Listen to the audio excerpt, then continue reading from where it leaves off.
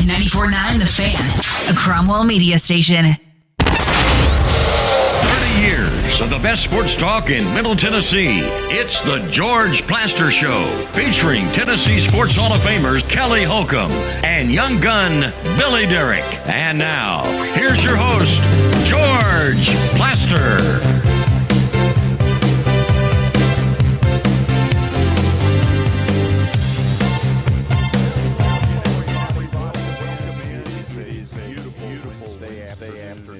Nashville, Tennessee, right around 80 degrees, which is a little bit hard to believe.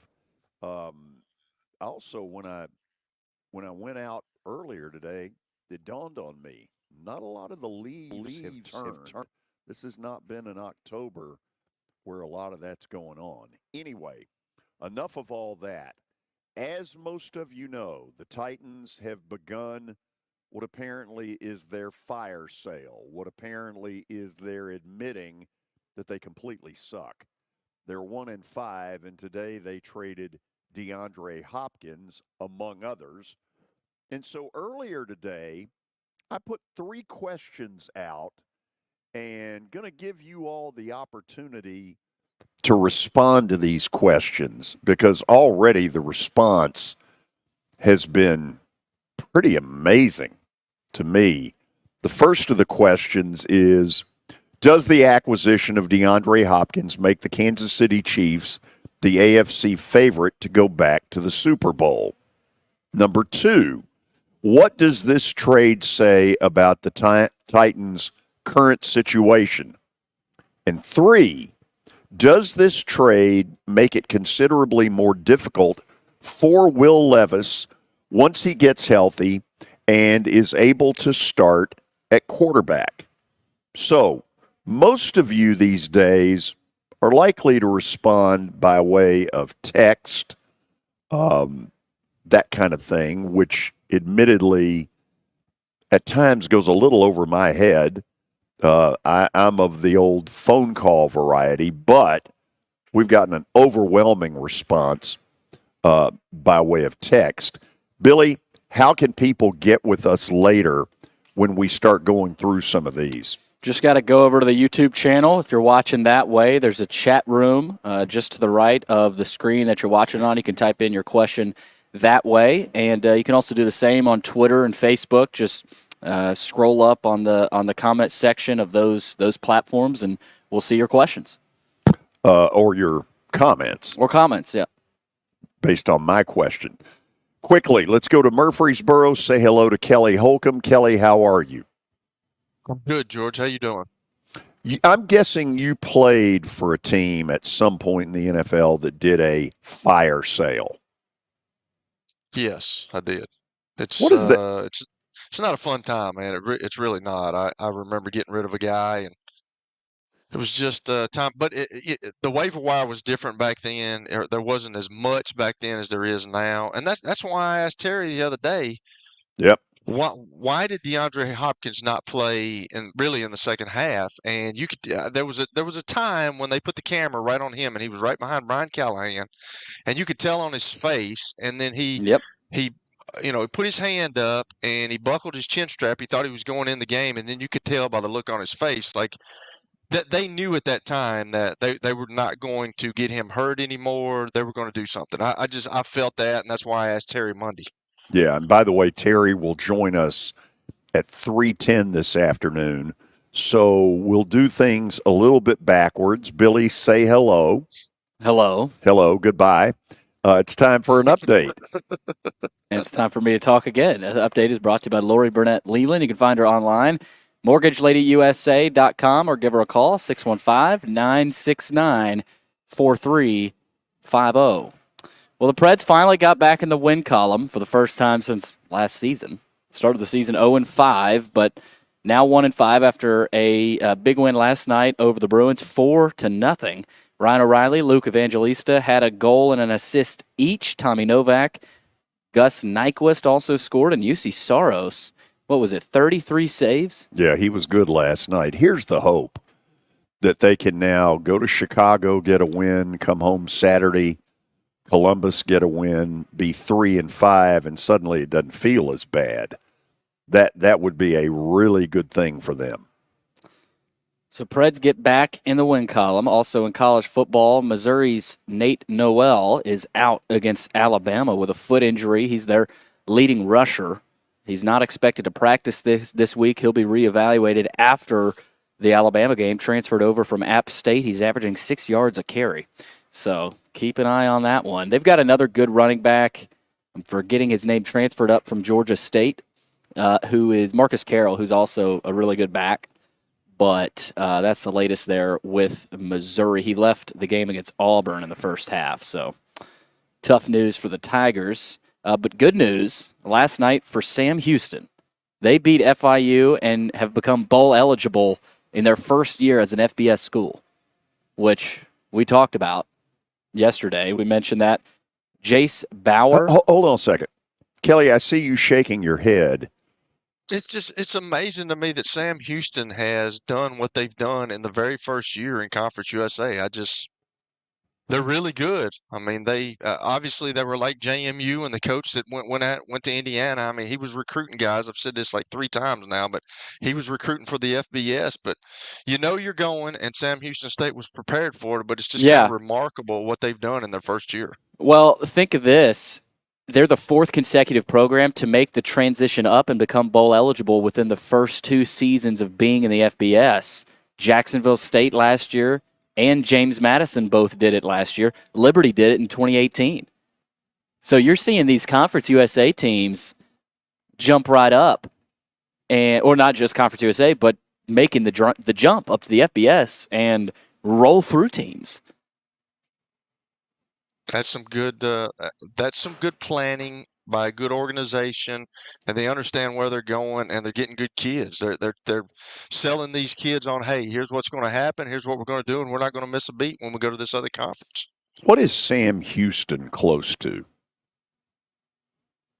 Good question, George. I don't know. I know. I don't really know. I don't know. I wouldn't even know. Is it that? It's not. I don't even know. I don't even want to say. It seems like Houston. I don't know. Couldn't tell you. We played Sam Houston. It's in Huntsville, Texas. It's where Sam Houston was buried. All right. He was the president of the Republic of Texas. Huntsville, Texas. Okay. There you go. That didn't help me much. Why, are you looking to go to Huntsville, Texas soon for a Sam Houston game? Well, what's that close to? Is it close to Fort Worth? Is it close to Dallas, Houston? Austin? What are we in? Freaking geography class? Amarillo, Lubbock. You ever been to Lubbock? No, I've never been. You don't want to, Billy. Huntsville, Texas. Good gracious, that's like Huntsville, Alabama. You don't know where that is. Yeah, you don't know where. Sure. You think I'm a freaking computer? Move on. So yeah, FIU though, they were held to just 199 total yards. They're 2-6 this season, and 1-3 in the conference. Well, Mike Norvell, some of his comments this season have just been ridiculous. Obviously, Florida State is 1-6, and he said there have clearly been mistakes in how he evaluated this year's team, but added that his job now is to find solutions rather than dwell on the shortcomings. A million people can figure out there's a problem, but ultimately it's about solutions. It's what you're doing to fix it and make it better. It's a daily process for us. And I guess I didn't read much into that. It's not that controversial. But I just saw 1-6. Why did I not realize they were 1-6? Yeah, look, they badly misjudged DJ, who I've always thought was kind of a stiff. They went with him. I'm assuming that Florida State had other options. As prominent a program as that is, it sounds to me like they said DJ over others. Man, I would love to know who the others are, because it's just me. I've always thought he was a stiff. Me too. And Mike Norvell's trying to save his rear end right now when he comes out with statements like that. That's all he's doing. Although he's got he's a year back from having gone undefeated in the regular season. He's got some breathing room. He's got some. Yeah. Maybe not much after this year. The Panthers, all of a sudden, are going back to Bryce Young at quarterback. Andy Dalton got in a car accident, which I hadn't heard of until just now. Following the accident, no one in Dalton's car was transported by emergency medical personnel, but he was evaluated by the Panthers medical team. Dave Canales said he has a sprained thumb, but they're hoping he'll be able to be the backup on Sunday.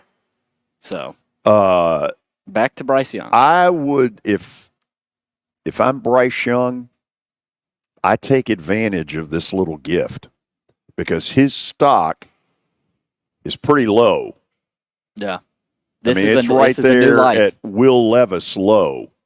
And this is an opportunity for him that maybe he didn't think was coming, but because of a weird situation, an unfortunate one, he now gets the chance to start, and I would suggest he make the most of this. Kelly, we saw it with Texas on Saturday. I know college and NFL are pretty different. Steve Sarkisian is sitting there saying, okay, we're down 20-0. Our offense isn't doing anything. What is the impetus of putting Arch Manning in there? I mean, is it as simple as our offense wasn't doing anything? But what I'm getting at is, do coaches bench a quarterback for reasons other than just how bad he's playing? Like, hey, I want to light a fire under him, or I want to piss him off a little bit. Like I want to. Got coaches you've got coaches that can do that. They do that, but you've got to be playing bad. But you could tell the other night that I don't know. Quinn Ewers has been in big games. He's been to Tuscaloosa and he beat Alabama. Played really well down there, but he just didn't have that look in his face. And when I was coaching over in high school, I would have asked our head coach, because we had a quarterback like that, and I would say, look at his eyes. Tell me what his eyes look like, because you can tell everything through the eyes. Is he beat? Is he done? And the other night, Quinn Ewers looked like he was shell shocked. And you got to commend Steve Sarkisian for doing that. I mean, that's not an easy deal, and you can open up a can of worms right there. If Arch Manning comes in and plays well, you got this guy that they're talking about being one of the top quarterbacks in the league. What do you do? So you're in a situation right there. So I think it was just to give him a spark, get him a spark, and it actually did it. I mean, he played better in the second half. Okay, I saw Terry McCormick's head pop into our podcast version for a minute. I don't know if he's there or not. We need his camera to be started. That's what we're waiting on. And my guess is he knows that. Yeah, Terry's fine. By the way, he will attend Game 4 of the World Series. He's going up there? He's going up there. Wow. He and the child. Is Terry made of money or something? Well, I'll say this. If any of you find out if he's put his house up for sale, we'll know where he got the money. Where did the child thing come from, George? I mean, I've called him that. I've called him that for years. Connor has been basically brainwashed into this Yankee love. And so he would come when he actually liked the Yankees. Oh, absolutely. And what he would do, he would come to our Sunday night show that we used to do and wear all this Yankee garb. And so I started calling him the child. Terry, how are you? I'm good. How are you, George? How are you, Kelly? I'm good. So, obviously, the fire sale has begun with the trade of DeAndre Hopkins. What are the Titans saying, or are they saying anything? Well, Brian Callahan couldn't really say a whole lot because the trades are not official. They also traded linebacker Ernest Jones to the Seattle Seahawks for Jerome Baker and a fourth-round pick. So moves are coming pretty fast over here with the Titans. And at 1-5, it's clear that they're trying to collect draft capital for the future to try and improve this thing for 2025 and beyond. Terry, I keep going back to one point that I can't get out of my head. They had $90+ million under the salary cap to go spend. And I'm assuming when they did that spending, they didn't look at themselves and go, but we're going to have a fire sale before the middle of the season. Yeah, I mean, I don't think that they were anticipating doing that at all. When you go out and you trade for L'Jarius Sneed, when you sign Calvin Ridley and Lloyd Cushenberry and Kenneth Murray to big bucks, you trade for Ernest Jones right before the regular season starts, and you sign Quandre Diggs to a contract. You're talking about a team that had aspirations of at least being competitive and trying to contend for a playoff spot. But then it all kind of came unraveled very quickly when they started off 0-3 and now at 1-5 with the quarterback hurt. The offensive line situation still a mess. Things aren't getting a whole lot better. So it was time, I guess, they figured to pull the plug and start building for the future. Okay, I'll ask the question that that Kelly tried to get into yesterday. Do you think it's possible that Brian Callahan knew at halftime of the Buffalo game that he wasn't putting DeAndre Hopkins back in the game because a trade was in the works? I don't know that for sure. He said no today. He denied that. He said that Hopkins took himself out of the game because he had leg soreness and did not play the last 2 series of the ball game. But it certainly does seem like interesting timing that if there is that if it's just a coincidence, it's a big coincidence that took place. Now, granted, they were down.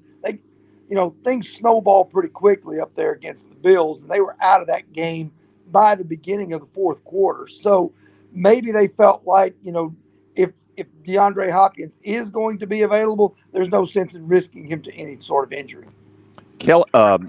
Terry, I'll let you try to answer question number 3 that I put out earlier this morning on my Facebook account. Does this trade make it considerably more difficult for Will Levis once he gets healthy and is able to start at quarterback? And I'll add, do the Titans really give a damn whether it does or not? Good question. I think, I asked Brian Callahan that in the press conference in kind of in a roundabout way because DeAndre Hopkins was the one guy, from last year that he quickly got on the same page with.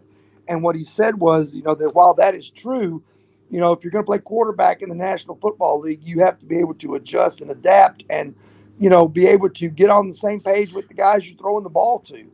And, that's not wrong. So whatever it is, he's going to have to he and Calvin Ridley are going to have to figure some things out. He and Tyler Boyd are going to have to figure some things out. He should know Nick Westbrook-Akina. And if Traylon Burks comes back, he and Burks are going to have to try and figure it out because I think, the last part of your question, do they still care?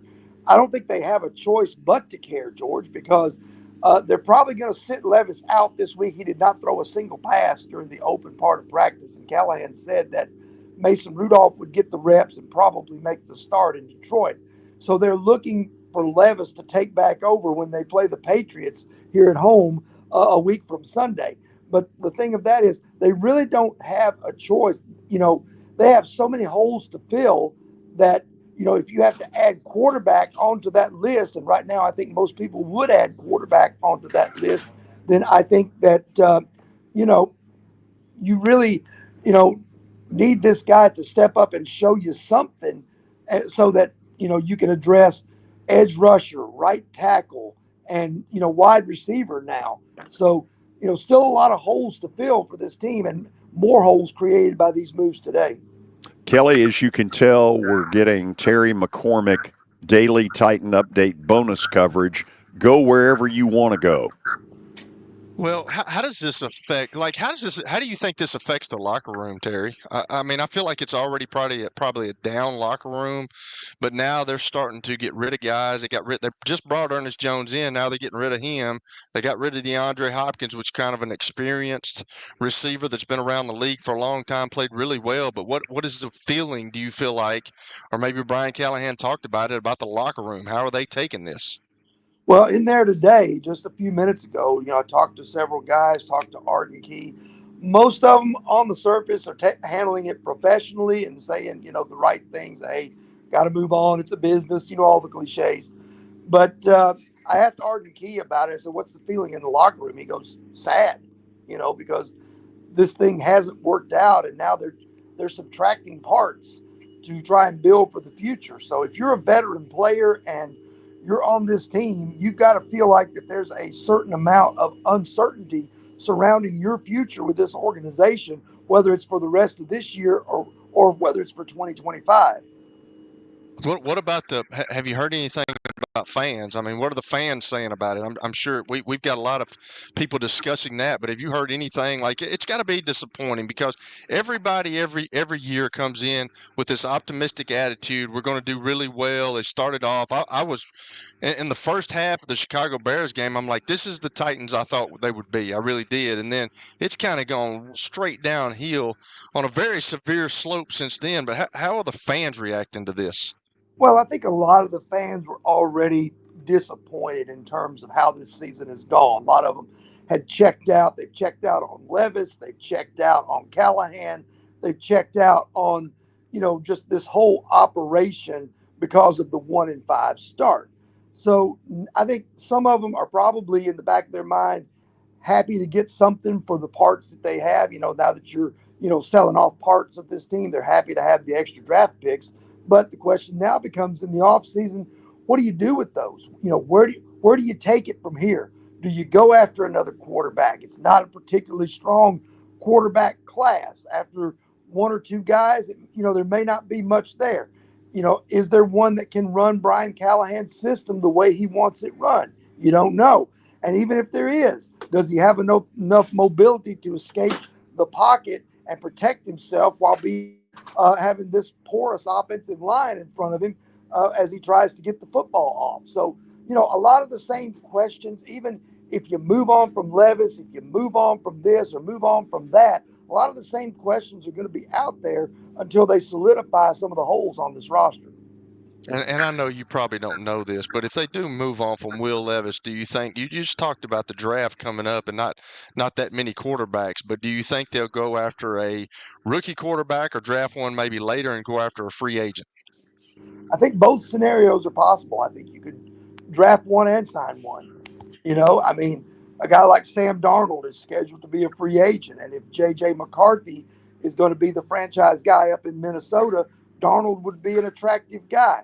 Do you think, does Brian Callahan think he could, pull a reclamation project on a guy like Justin Fields or Zach Wilson or Mac Jones? I mean, none of those names are particularly attractive right now because, except for Darnold, their stock is all down. So, and with that said, if none of those guys are attractive and you're not crazy about the quarterback situation, maybe you do roll with Levis again next year. Maybe you give him one more opportunity to get it right. See if you can put some pieces around him. And if not, then you're in the quarterback draft in 2026 when there may be a guy like Arch Manning available.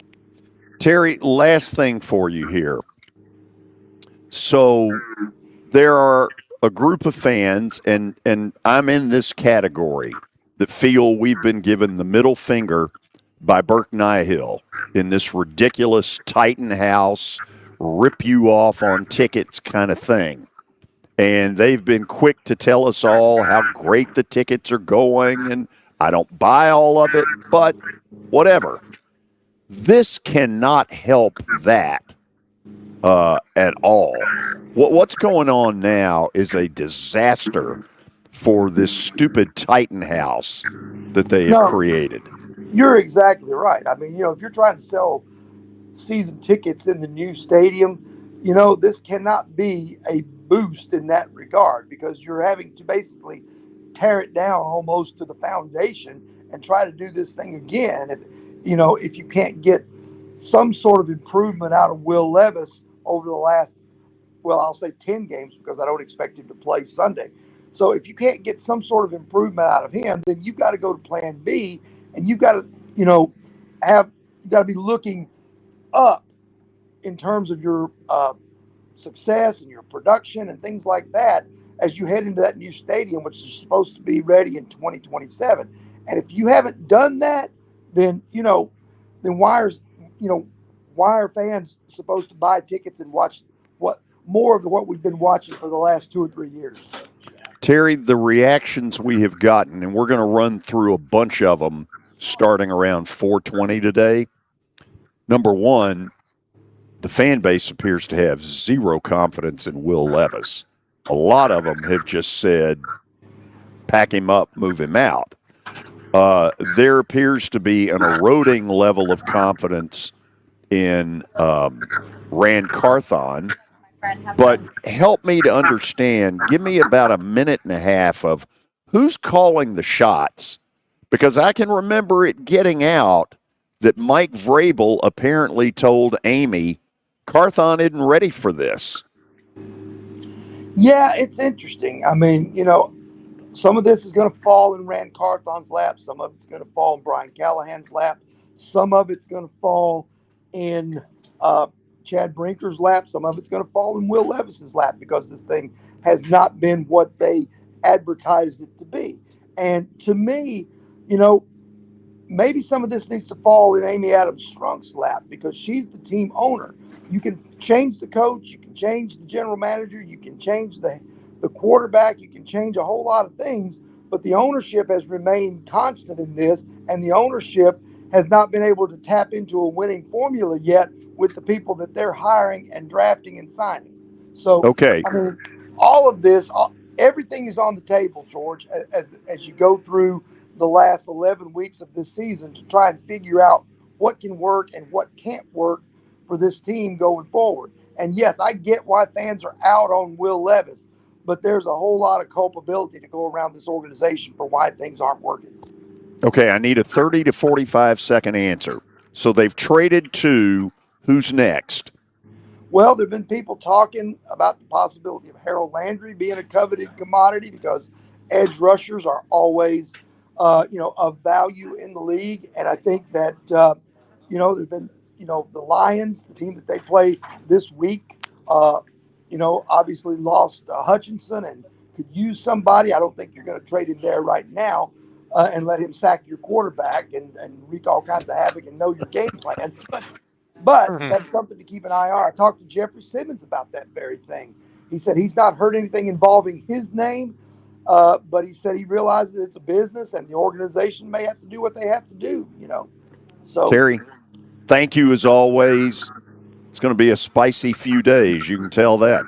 Absolutely.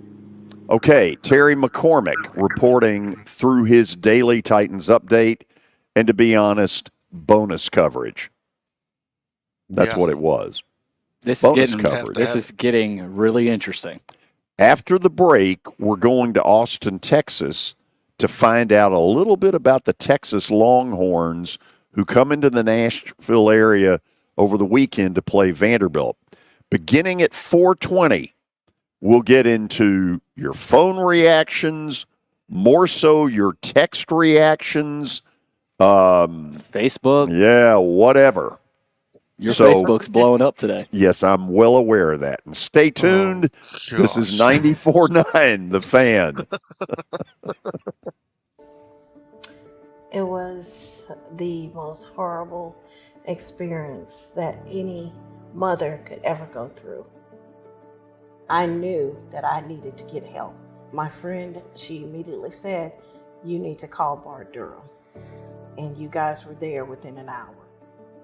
You guys are like family for us. Yeah, sure is nice to connect with the people that you're doing your best to help.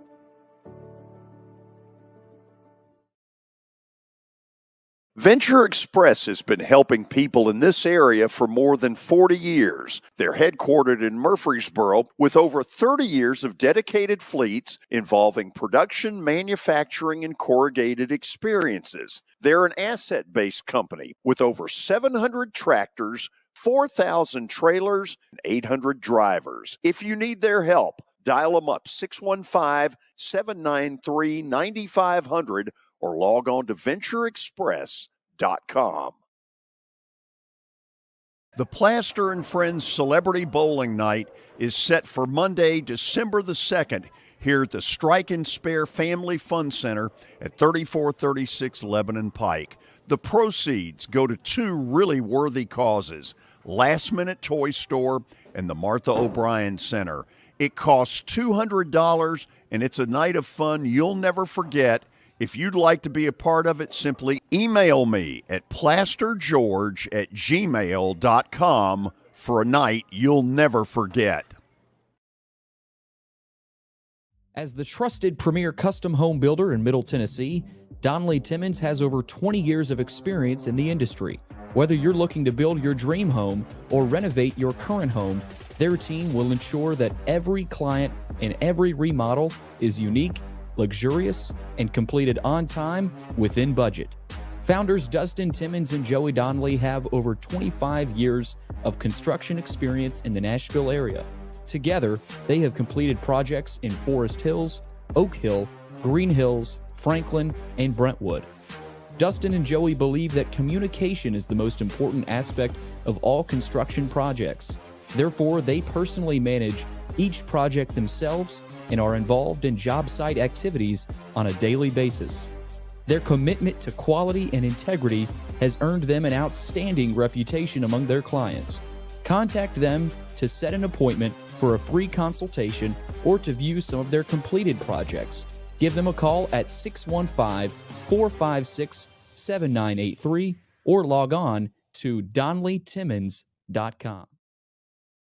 94.9 The Fan and the Game Nashville app. It's the George Plaster Show. Your sports live here on 94.9 The Fan.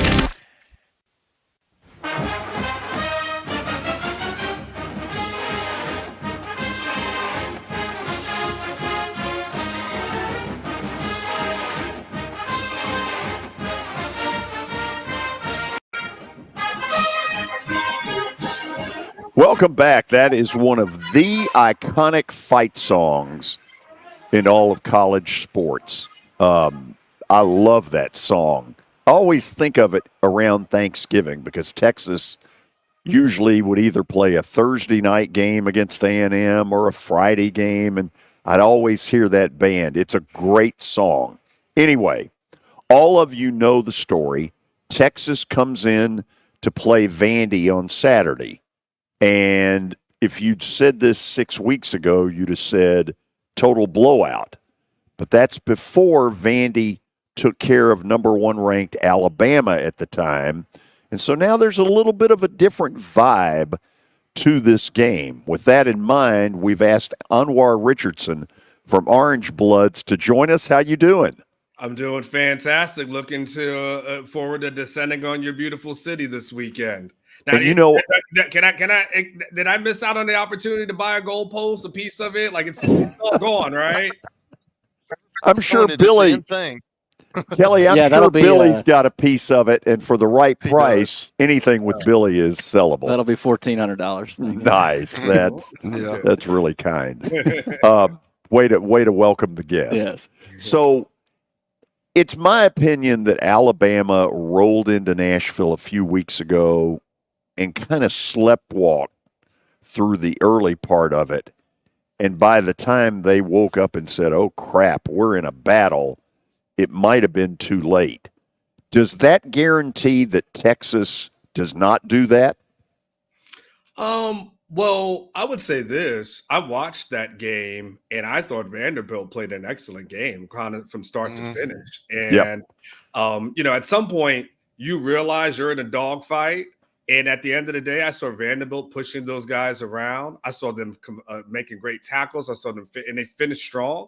So I would just say I thought Vanderbilt played incredibly well. I think to what you said in the intro was interesting because it's true. A few weeks, before Alabama, after they lose to Georgia Southern, I'm thinking to myself, okay, I'm just going to go there, Nashville, and just go and hang out, have a good time, do that thing, and then watch a game for a little while and go back home. And now it's more of a game. I don't think Texas is going to sleepwalk on Vanderbilt. Vanderbilt has everybody's attention, right?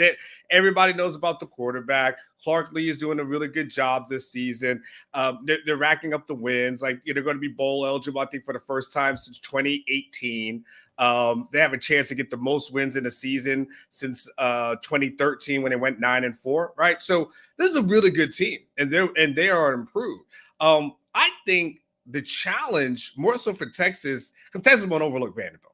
Texas can't overlook anybody because if you watch their performance against Georgia, they had problems. They got exposed. They had issues. I would say exposed. They had issues on offense. And Georgia was able to attack Texas in a way that they were never, ever able to rebound. And that was at home. So to the point where you have fans just throwing stuff on the field because they're so upset and frustrated about things that are going on and calls and everything to that effect. So I think the real challenge for Texas is not, will they overlook Vanderbilt? What do they need to be up for that? They'll be up for that. That's not the issue.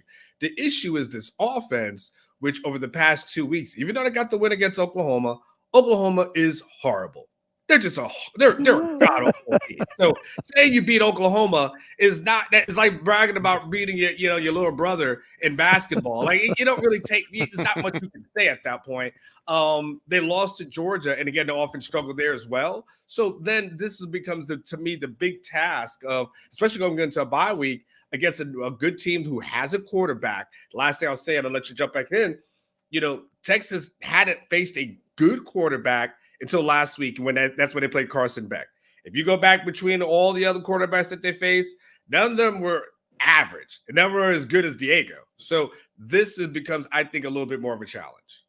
Upon further review, do you have any reason to think that Sark regrets the quarterback change in the middle of the Georgia game? No, not at all. Because at the end of the day, Quinn's his guy. At the end of the day, and Sark's a QB guy. Like Sark understands the position, so he felt like he needed to, in his words, recalibrate. But I do believe this though, and I do believe this to be true. And you guys have followed football for a long time. That's the warning shot. That's the warning shot to Quinn Ewers that lets him know, like, hey, you can get pulled. Like, I never would have thought about that before. That was never on the table before, but you played poorly to the point that, hey, look, and I did you a service. I put you back in. Now, look, if Arch had went in and balled out, all bets are off. I'm just going. I know Coach said, "Hey, my thing was to take him out for a little bit, let him recalibrate, and put him back in." But if Arch went in and scored 2 touchdowns right away and had Texas back in, he would have stayed with the hot hand. And then I think that would have been a little bit crazier, but it didn't happen that way. Arch came in, he played okay, and then I think it was easier for Sark to make the switch. But like anything in life, right? The first time is always the toughest time to do it. The first time you do anything, it's always the toughest. It gets easier after that. He pulled them once, but let that offense struggle again against Vanderbilt on the road, and I think all bets are off. Anwar, we got the perfect person to get into quarterback controversies. Former NFL quarterback Kelly Holcomb in the middle of the screen. Kelly, say hello. Well, I'm good, man. He kind of answered my question. I was just wondering, like, if Arch does come in and play well, where does that go from there? But he didn't. So I mean, he's come in earlier in the season and he's played really well. But if he comes in and he plays lights out, so you're saying that he was not afraid to make that decision? No, I mean, not at all. I mean, look, at the end of the day, I think you would understand this. Like him and Sark have been through the fires together, right? And so you got to think when Sark got there, he had Hudson Card and Casey Thompson were his quarterbacks. That's the quarterbacks that he inherited from Tom Herman, right? And those weren't his guys. Those weren't his guys. When Quinn Ewers decides he's going to leave Ohio State and enter the transfer portal, and then he gets him over to Texas, that's his guy, right? And so you go through the growing pains of year one. You go and have success in year 2, and you win a Big 12 championship, right? You have the road win against Alabama, right? Then this season, you have the road win against Michigan. So you're tied to him. There's a sense of loyalty that you have to that guy, and you don't want to throw that away, right? You want to get that guy to the finish line, get him to the NFL. It helps him and helps your resume. It shows recruits that you'll stand by you no matter the thick and thin. And at the end of the day, he's told Arch, like even in the spring, he let it be known there's not a quarterback competition here. And Kelly, you played a position like quarterbacks. You gotta be careful when you do certain things because then it gets in their mind. But now we shall see as relates, right? Because once you get pulled, now as a quarterback, you're starting to wonder, okay, if I throw this bad, is that guy coming in? And it's not that guy. It's not a backup. It's Arch Manning. right? Like we're not talking about any other just normal quarterback. It's literally one of the first fathers of football, right? Like when we start thinking about the first, I say father families of football, right? Yeah. It's literally one of the first families of football when you start thinking about them and you start thinking about all the greatest families in sports, right? The Mannings as a family you would put up there, right? I mean, Yeah. Cooper was a hell of a baller at one point until he got hurt, right? So, you know, that, and he still told that guy, okay, you got to wait. You got to wait your turn.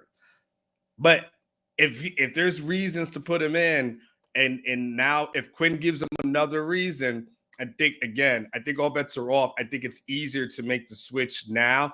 But here's the thing: if you make the switch, it's done at that point. You can't go back to him. So when you do it, you know, like, all right, this is probably going to kill his draft stock, right? That he probably can't enter the draft at that point, right? He's probably going to have to transfer somewhere. If he pulls him one more time, that's it. It's done. And that's hard. So you've talked a little bit about Diego Pavia, but I know Sark has talked about it. But this offense that Vanderbilt runs, I give kudos to Clark Lee for going out and getting Jerry Kill and bringing all those guys in here. But it's an offense, the triple option stuff, it's kind of hard. You don't see it every week. And he does an excellent job of running it, and the guy is elusive. Has Sark said anything? What are the concerns that concerns him about this game and about defending this quarterback? Well, the thing that concerns them the most is what is Vanderbilt's strength, which is time of possession, right? That's the thing that they do really good at. And, you know, you heard Clark Leaks kind of say he would like a little dirty game, you know, kind of just like, you know, muddy game, because if you can take the ball out of the playmakers that Texas has, like you want to keep those guys off the side, because even Clark Lee, I think he said it today on his SEC conference call, you know, they've got guys at the skill position who can score at any moment. I mean, all of those guys are really good. The tight end, Gunnar Helm, is really good. But all the receivers, the Isaiah Bonds, he's an absolute ball. Matthew Golden, he can score. Ryan Wingle's a freshman, right? When they go on the bench, they have speed. And so, you know, so the thing is, they want to make sure they get there and have some opportunities. And Sark said, like, we got to make the most of the opportunities that we have. And he goes, that means that we got to be smart on third down. And hell, he said it may mean they have to go for it on fourth down just to make sure you get the ball back. You know, that's so when you start talking about that, that's kind of the concerns from a play calling perspective. You know, they've got talent. And they've got some talent on the defense, and so they've got speed, and you know, and the edge guys are fast and all that kind of stuff. So they've got some of that, right? But they will be tested in a way that is unique and really difficult to overcome. Anwar, appreciate you taking the time. I'm hearing some Texas fans are offloading tickets. I don't know if you've heard the same thing. Maybe fans that had tickets before the season maybe aren't coming to Nashville anymore. I'm not saying there's not going to be as many Texas fans as there were for Alabama or Virginia Tech, but I'm interested to see, after the Georgia loss, are Texas fans still eager to come to Nashville for this game? What are you hearing on that front? Do you think it's going to be a burnt orange takeover in Nashville? I mean, they probably heard about how bad the construction is in downtown and probably said, you know what, the hell with this. I don't want any parts of that. You know, I would for sure. Yeah, when they found out, like, man, I got to walk 1.5 miles to the stadium. What is this BS? So that's probably it. You know, the Texas fans they'll travel well. Like they'll be okay. Like I wouldn't say there's you know, bandwagonish kind of thing that. But I you know, is there some frustration that's kicked in? Sure. But you're the one thing about Texas, even when they're bad, they travel well. Like you'll go into downtown on Friday and you'll see Texas fans, you know, on Broadway, getting their drinks in, acting a fool. So you'll still see Texas fans there. Don't worry about the burnt orange. I don't know how many tickets have been sold or offloaded, but again, if it's choice between staying at home or fighting that traffic in downtown Nashville, I don't know if there's a hot chicken worth that one. Hey, first of all, you are hilarious. Thank you. Promise us that you will come on with us again later in the season when we kind of get toward playoff time. Yes, because Vandy's in the playoff conversation. Like this is a, you know what, by the way, this is amazing. And this is what, I think this college football season has been fantastic. And this is why the transfer portal is such a good thing, and such a good thing from a program like Vanderbilt that's been able to take advantage of getting key guys in the transfer portal, where as before it would have been hard. How do you compete against all these guys? But they can able to find guys who were overlooked at other programs. They didn't have opportunities, or just went out of smaller programs and then build it up. I think it's amazing. So absolutely, I love everyone loves the underdog. God, Vanderbilt's been god awful for so many years. So I love seeing this. So I will have to come back on. Thank you for coming on. We will issue the invite again. Anwar, thank you. No problem. Take care. What a great interview. Anwar Richardson with orangebloods.com obviously covers the University of Texas. Before that, had covered the Tampa Bay Bucks down in Florida. So a really good get. After the break, I'm going to share a couple of thoughts on what these text messages are telling me, and we're going to read some of them for you starting around 4:20. We'll also invite your phone calls. And, Billy, how can they get in with a comment or a question if they so desire? There's a live chat. If you're watching on YouTube, to the right of the screen, you can type into that bar, type in your comment or your question. Twitter and Facebook, same thing as well. So I'll see them right away. We've got a few already, so I'll get those loaded up, and we'll be ready to go. Get ready. I'll share a few thoughts after the break. Then we'll go stat of the day. Yes, we are going to go 3-0. Maybe not. Then Vanderbilt football coach Clark Lee to start the 4 o'clock hour, and then what you're going to hear may even surprise you. The level of just angry, don't Vitriol. give it vitriol. Thank you. This is 94.9, The Fan. Father Ryan. Ryan, baby. As you might be able to tell, my buddy Stan Harrison, he's an Alabama Crimson Tide fan, but he's actually here to talk about Apple Collision Centers. Hello, Middle Tennessee. I'm Stan Harrison, CEO of Apple Collision Centers, and we understand the stress it causes in having an automobile accident. We can help you ease the stress of the auto body repair process at our 3 locations. We're conveniently located in Old Hickory, Hendersonville, and Gallatin. We've got rental cars available, we have PDR technicians available, and we have windshield technicians available. Please stop by one of our places and see us if you need our services. And by the way, when you come in his office, this just in, he's a sports fan. You were in a crash. Yeah. Your kids were in the car with you. We're very lucky to even be telling this story to you. Nikki treated us like family, and she was very caring and loving, and I'm just so grateful for that. She was somebody I could trust, and being a veteran, that's so important to me. My kids are going to have a better life now because I don't have to worry about those expenses that we were out. Your family has really created a legacy of trust, and I would recommend you to anyone. Over the years, more men have started to seek help for hormone deficiencies and imbalances, and Dr. Jeffrey Lodge and wife Daphne, along with their experienced staff, give men the treatment required to improve their quality of life, improve your immune system, energy level, cognitive function, and more. There's no better time to achieve a healthy lifestyle. What are you waiting for? Give Cool Springs MD a call today for an appointment at 615-486-3458 or visit the website coolspringsmd.com. For over 35 years, Wilson Bank & Trust has been committed to providing customized banking solutions to help individuals, families, and businesses in Tennessee achieve their goals. As your full-service community bank, we are proud to offer loans with competitive rates, local decision-making, and fast, friendly service from our experienced lenders. No matter where you are on your financial journey, Wilson Bank & Trust is ready to help you take the next step. Visit your nearest Wilson Bank & Trust office or online at wilsonbank.com to get started today. Member FDIC, Equal Housing Lender. 94.9 The Fan.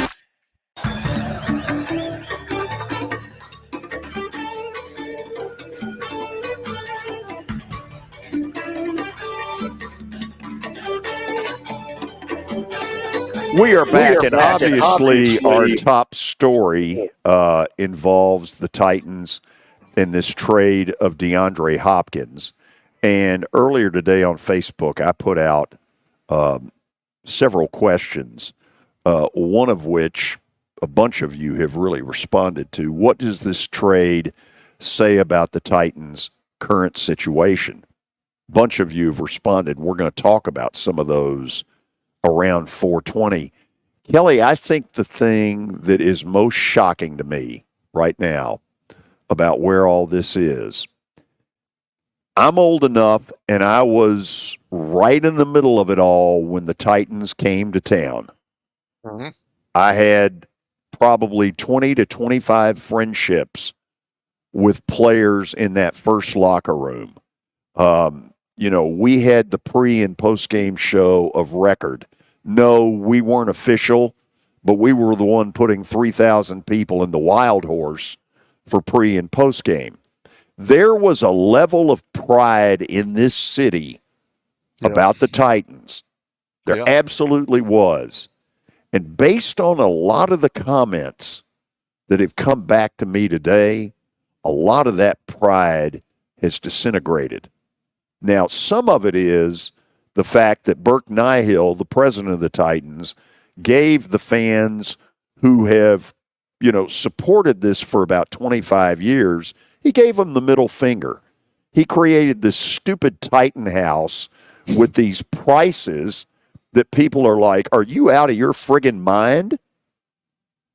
So that's one piece of the equation, is that they have shown their fan base, we really don't give a damn about you. Just empty your wallet, we'll accept it, and we'll give you a little present at Titan House, and we'll move on. But the other thing is, fans have figured out there is a level of buffoonery that is going on and has been going on for a good while. And they've figured it out. They really have. And they're disgusted. They're kind of throwing Will Levis completely under the bus. And the reaction has been, that ship sailed. I've been surprised at the level of anger. I am, although I've always had my doubts about Will Levis, I really have. Now, I'm not saying he can't have a comeback. I'm really not. I just, it seems like I say this every day, George, but I just know how hard the position is. I know how hard it is to win in this league, and it's not easy. And I just I just feel like what he did in college, he's doing now in the pros. Plus, he got hurt his senior year in college, and now he's hurt. You have to be able to stay on the field. And I can remember talking with you this morning when I was in Indianapolis. Tom Moore and Howard Mudd, which was our offensive line coach, they were not going to let the quarterback get hit. If you started getting hit, now it's a lot on the quarterback. You got to get rid of the ball, and he's got to understand protections. He got to know how to protect himself up. If he doesn't have enough guys in, and it's a 6-man protection or a 5-man protection, 5-man's the worst because you only got the offensive line blocking, so they can bring an extra guy, and then you got to be on you got to know what you're doing, but you have to get protected. So a lot of that goes on the quarterback, but they were just not going to let guys get a shot on the quarterback, and he's been hit too much. Now, a lot of that's on himself, but what he did in college is come here, and everybody, I've told you this before, the egos, coaches think they can fix guys, and sometimes you just can't fix the things that some guys do. And I think that's what's happening right now. Now, I remember playing, and I can remember coming to the Tennessee Titans when Jeff Fisher was here, and they had Steve McNair, all the guys you're talking about, Frank Wycheck, Eddie George, had all those guys. It was a formidable team that we faced every year. And they won a bunch of close games. They won a bunch of games. They were mentally tough. You knew that when you came to Nashville that you had a fight on your hands. And it just doesn't seem that way anymore. And that shows you how important the quarterback position is, because I know you said y'all talked about Rand Carthon earlier. I like the moves that he made, but it all depends on the quarterback. If the guys don't trust and believe in the quarterback, you can be the greatest team in the world. You can be like Dan Snyder. He brought Bruce Smith in and Deion Sanders thinking he was going to win a Super Bowl with those guys. It just doesn't happen. You got to have team chemistry. And when the quarterback is not performing and guys don't trust the quarterback, I don't care how good you are on both sides of the ball, it's just not going to work because guys just don't believe it. The organization doesn't believe it. The fans don't believe it. And it's just it's crazy to me because I hate this about quarterbacks. Everybody is so instant. It's got instant gratification. If he doesn't do it, the next, well, it doesn't happen sometimes that way. Baker Mayfield and Sam Darnold are both proof that it doesn't happen that way sometimes. So they had to sit around, they had to fight through things, and now they've gotten their opportunities and they're playing good. And I'm not saying that Will Levis can't do it, but I know one thing: belief is a big word. If you don't have it in the guy that's under center, it's not going to work. We'll go to the break. We intend to break new ground by winning a third consecutive stat of the day. Pathetic as that sounds, it's a big deal to Kelly and I. Then Vanderbilt football coach Clark Lee to start the 4 o'clock, and then your reactions to the beginning of the fire sale. And I'll tell you right now, they're not pretty. This is 94.9, The Fan. Star Physical Therapy was established in 1997 with one great mission: to serve. If you're hurting, don't wait to receive physical therapy. You don't need a referral to see their physical therapist, and early morning and evening appointments are available. Make the call to 615-673-1420 and get rid of that pain. Star Physical Therapy, the official health provider of Football Friday. Convenience and value, 2 words that we expect when we do business. Our goal at JHA Company is to deliver just that, both to our school partners and to our customers. Whether you're purchasing photos, yearbooks, class jewelry, letter jackets, school spirit wear, or senior graduation products, we strive to make the experience easy, convenient, and cost-effective. Find out more at jhacompany.com or call 615-867-6345 for more information. JHA, one source, one company.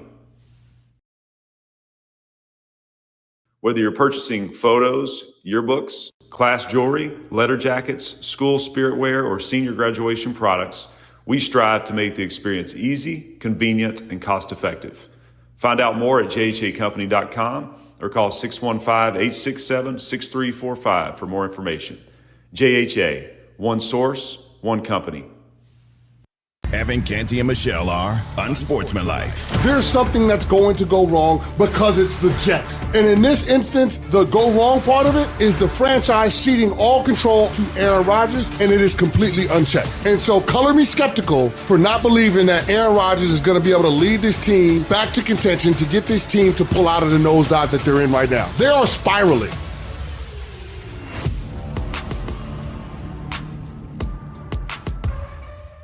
Evan, Canty, and Michelle are unsportsmanlike. You do not put the number 1 overall pick in the draft in a game down 40-7.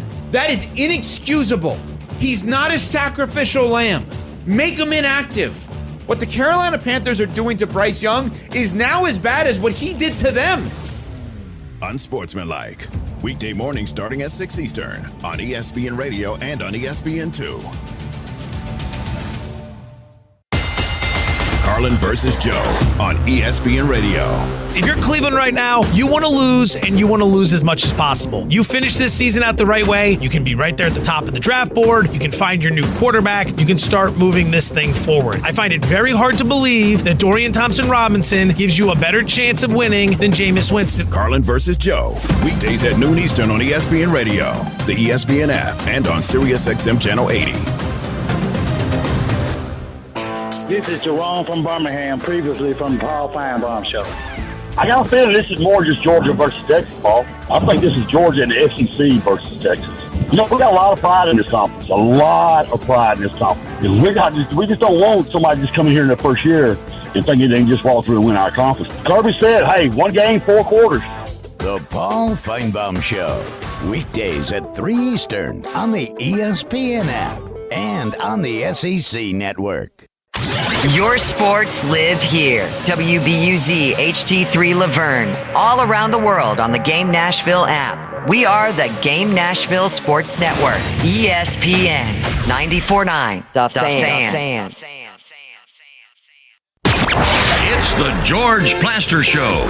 Your sports live here on 94.9 The Fan.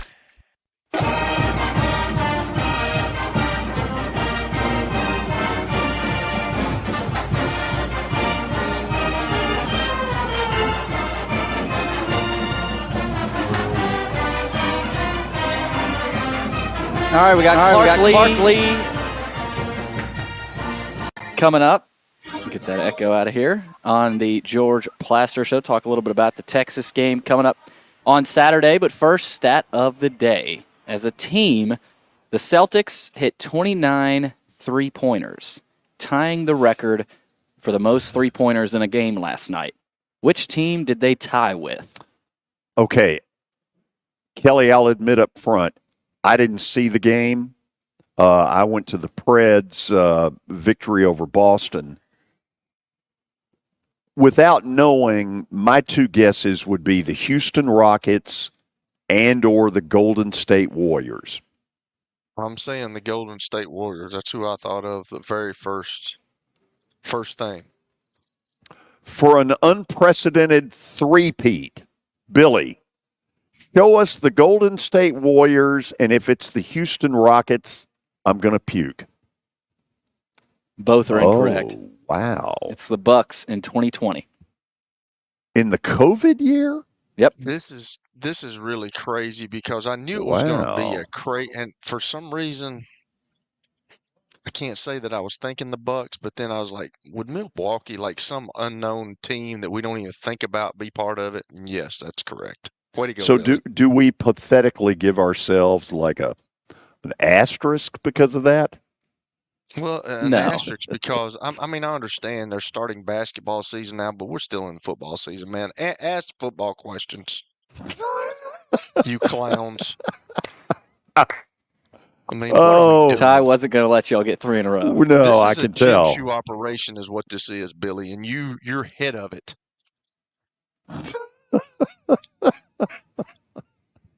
Oh, man. We welcome all of you into into the 4 o'clock hour. From our digs at the Fordyce Center, we have a busy hour, beginning with our weekly interview, Billy's interview with Vanderbilt football coach Clark Lee, which is brought to you by Pancoast Benefits. Here is that interview. Coach, coming out of the Ball State game, obviously got away with a 24-14 win. What did you take away after watching the film, and what sort of improvements are you guys honing in on this week? Obviously, with a really good Texas team coming into Nashville this weekend.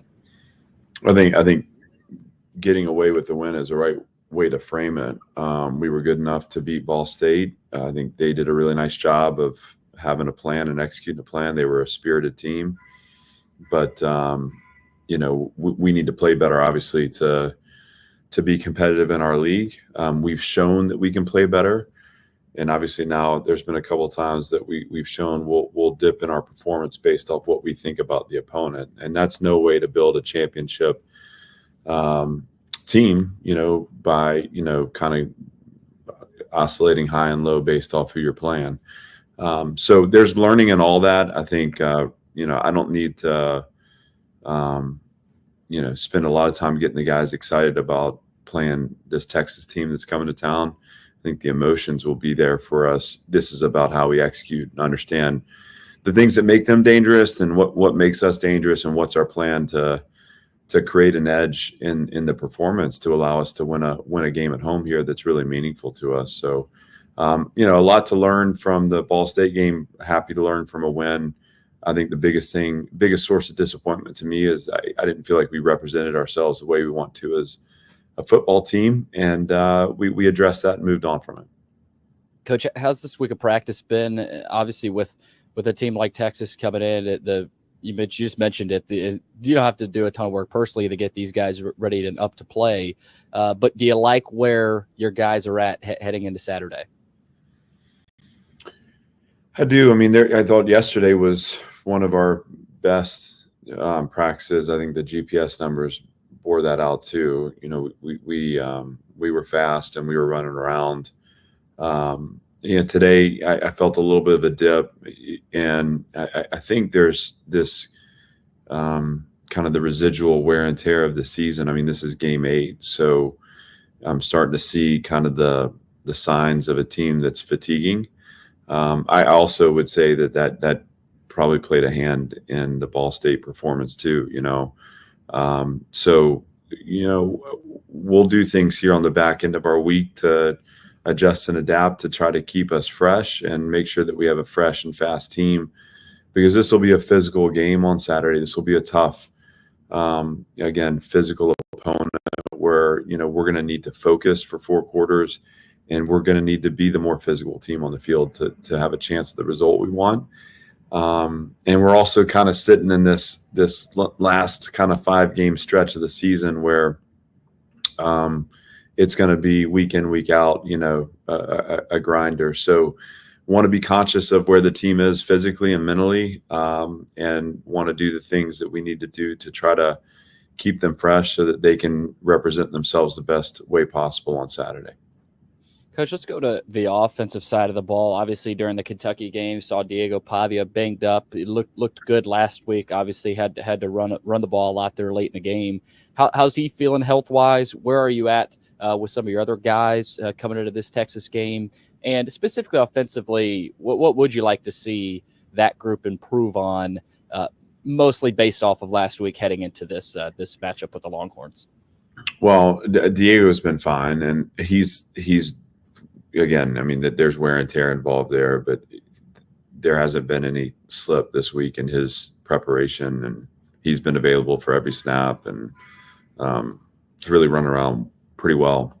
As far as the offensive improvement, I think when you look at the game against Ball State, it was kind of a game of missed opportunities for us offensively. We had the red zone trips that ended in field goals, which is uncharacteristic, but certainly the one where we had a penalty that set us back was too bad. I think not having a chance to score on the drive before the end of half kept us from separating, and then not coming out with a tone-setting drive in the second half to score to begin that process of separating.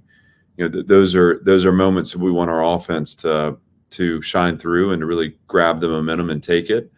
I think the other things that, held us back last Saturday were when we designed shots, we had guys open, we weren't able to get them the ball. And whether that was the route depth being wrong, whether that was just the throw being off by a couple of inches, we didn't optimize those opportunities. So you shift this weekend and you think about the importance of staying on schedule, the importance of every time we touch the ball, getting at least 2 first downs, trying to make the time of possession a big part of the formula, shortening the game and minimizing opportunities for their offense. And then as we can extend drives and we get chances for shots, when we design the wins and design the space, that we execute in those moments and capitalize on the opportunities that the opponent gives you to make big plays. That's who we've been all year, and I think in our best moments, you've seen a real identity offensively, physical, tough, opportunistic. It all runs through Diego, his ability to extend and create. So those are the things that need to be kind of the markers of a winning performance for us on Saturday. Last thing, Coach, Texas, you mentioned on Tuesday all the speed they have. How are you approaching facing an offense like this that you mentioned with Sarkisian, one of the better play callers in the country, with his motions and shifts and using leverage to get guys open? How do you approach this offense with a variety of different guys that can touch the ball on every play? Well, you have to, first of all, create a sense of collaboration defensively. Those guys have to work together. There should never be a situation where, somebody's on their own and a pure one-on-one. I mean, we're going to play man, and usually in man there's a help. There's a post help or a half help somewhere. So understanding leverage, understanding where, as a coverage player, the leverage I need to win. When we do close the middle, like post depth will be critical, to make sure that we're able to stay on top of the routes that are going to be challenging us down the field. So much of their design too is about double moves. And one of the things that kind of shows up time and time again is they get chunks testing your discipline. So all that stuff, it doesn't actually require us to do anything that's outside the realm of what we've trained all year.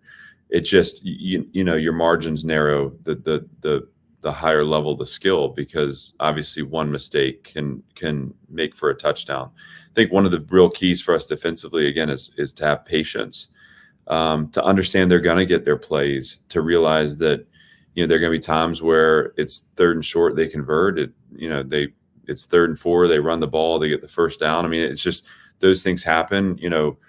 Our sense of resolve and lining up and winning the next snap and forcing them into methodical drives, again, all that fits into our formula and our strategy to win the game. And then obviously knowing the shot opportunities and the shot plays, working together to keep those capped, and then rallying and tackling the ball down in space. I mean, that's it doesn't have to be a real attractive game for us. It just needs to be a tough physical game where we contest space really well. And we force them into situations where they don't get to get the ball on top of us. They have to go down with it. And over time, what happens generally is offenses make mistakes, and you deflect the ball and it becomes 2nd and 10, and you can build to the stop. That'll be our again, our formula against these guys. And again, our team's excited to play. So I think in some ways, as a competitor, the better the opponent, the more, especially when you have belief in what you're doing, the more you get excited to get out there and compete with them. And that's where our guys are at. Top 25 matchup on Saturday, Vanderbilt and Texas, 3:15 Central Time kickoff. Coach, thanks for the time. Good luck on Saturday. Great being with you. Okay, most of you know the situation. Vandy's got 5 games left in their regular season. They have to win 1 to become bowl eligible. The 5 that are left are pretty darn good. Texas here Saturday, then go to Auburn, then South Carolina here, an open date on, I think it's the 16th of November, followed by at LSU and Tennessee here. That said, a lot of people think Vandy is going to a bowl. And so we put together, and some of you saw it in the Tennessean, but I've added one to it of where people think they're going. ESPN has them in something called the Gasparilla Bowl, which is Vandy, Minnesota, but then they hedge their bet in the Liberty Bowl and say Vandy, TCU. Let me say this. I know the Liberty Bowl people pretty well. Harold Grader, who is the executive director, is a friend of mine. He was here for Vandy's win against Alabama. Vandy took about 25,000 fans in James Franklin's first year to the Liberty Bowl when they lost to Cincinnati. And so the Liberty Bowl's kind of sitting there going, Vandy excited, we're interested. 24/7 has Vandy in the Birmingham Bowl against Boston College. Athlon Sports has them in the Liberty Bowl. College Football News, I added that one, has them playing in Birmingham against Virginia. Ironically, none of these have the Music City Bowl listed. And one of the things, the Music City Bowl clearly would like to have teams that bring people from out of town that, have hotel room stuff. But Vandy has played there twice before, beat Boston College, ripped into NC State. So it's not like it's never happened. No, I was at that Liberty Bowl in, what was it, 2012, 2011? I want to say 13, but I can't swear to that, so don't hold me to it. Yeah, I was there, and Vandy traveled really well. I was I think you're right. It is 11. Yeah. And then in Birmingham, I wasn't at this one. I think it was Franklin's last year. They brought a bunch of people. So Memphis, Birmingham, they usually travel well. Nashville, Music City Bowl, of course. They were sent to Shreveport one of those Mason years. They didn't travel great. They were sent to the Texas Bowl one of those years. Didn't travel great either. But it does feel like Liberty, Birmingham, Gasparilla, that type of bowl. Now, if they get to 8 wins, something like 7, 8 wins, maybe you're talking some of the other upper echelon, maybe some of the Florida Bowls, which what would is be a nice. Gasparilla? I don't know. Kelly, what's a Gasparilla?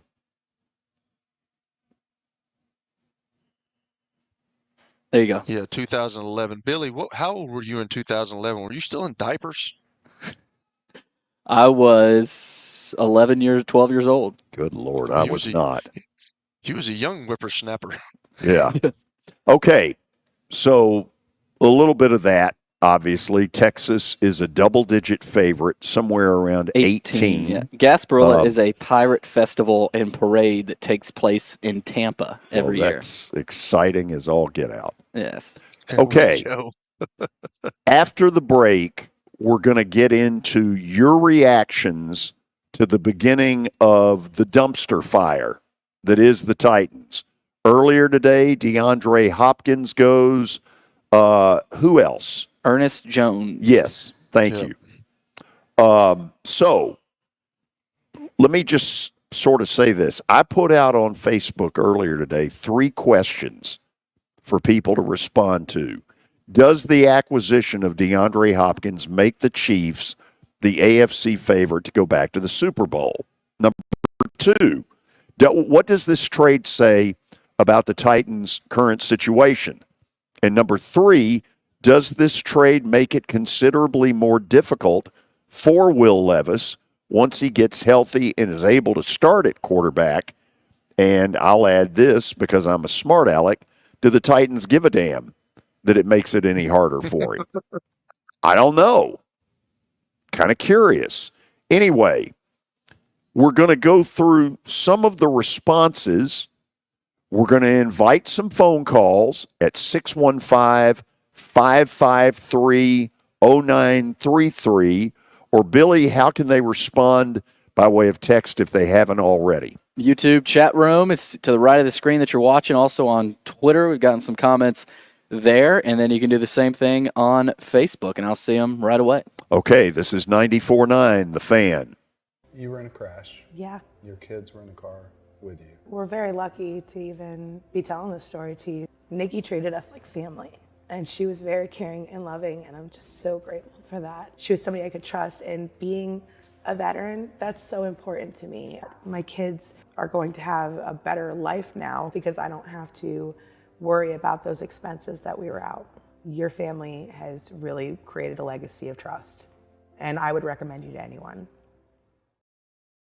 The Plaster and Friends Celebrity Bowling Night is set for Monday, December the 2nd, here at the Strike and Spare Family Fun Center at 3436 Lebanon Pike. The proceeds go to 2 really worthy causes, Last Minute Toy Store and the Martha O'Brien Center.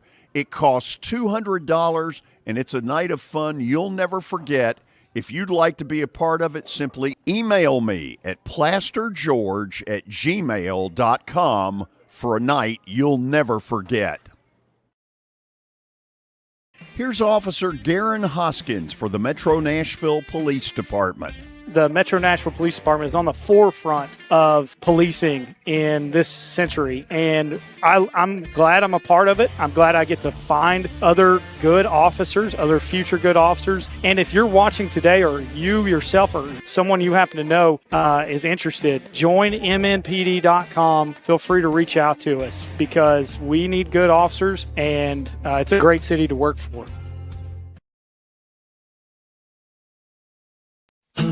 If you are paying too much for your health insurance, you need to contact Pancoast Benefits. Pancoast works with businesses and individuals to tackle the high cost of health insurance. Whether you are a business owner, large or small, self-employed, between jobs, or over the age of 65 and in need of a Medicare plan, Pancoast can help. They make understanding your benefits less difficult and more personal. Check them out today at pancoastbenefits.com or call 615-292-3400.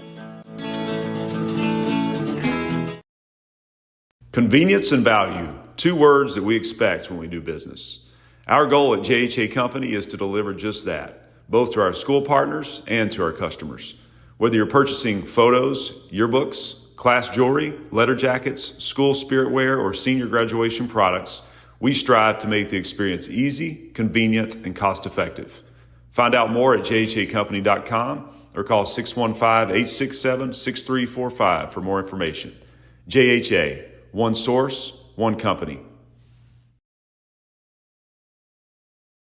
Preds fans, Max Hers here from Preds Radio. Join us for Smashville Live tonight from 6 to 7 at Brewhouse 100 in Bellevue. Predators rookies Zach LaRue and Mark Del Gaizo will be our guests. Join me and Hal Gill tonight from 6 to 7 at Brewhouse 100 in Bellevue, or listen live. Smashville lives here on 102.5 and 106.3 The Game. It's the George Plaster Show. Your sports live here on 94.9 The Fan.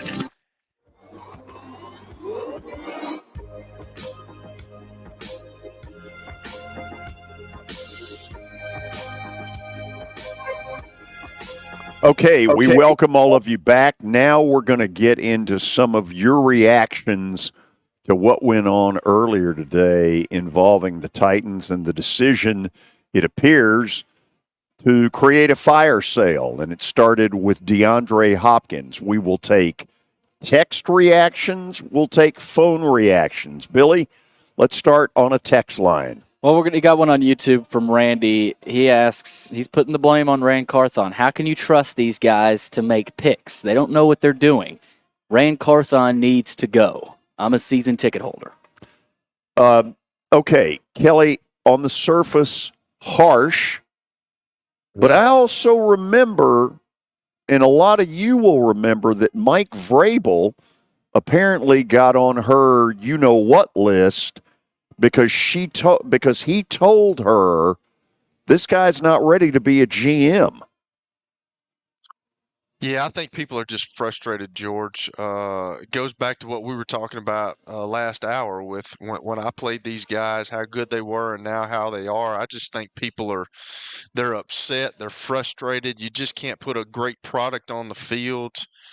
They've won 5 out of the last 19 games, George, and it's got to fall somewhere. Everybody blamed it on John Robinson. They didn't like Mike Vrabel's offense, which I was a big proponent of that. I wasn't happy about it either, but he won games with it, and they just hadn't been winning any ball here lately, and everybody's frustrated. I understand that, and the Bucs got to stop somewhere, and Rand Carthon is the guy that's made all these selections.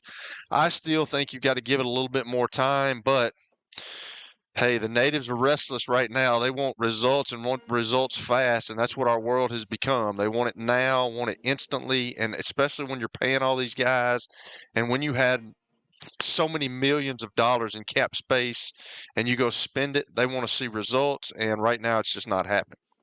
Okay, let's take a phone call. Jack in East Nashville, welcome to 94.9.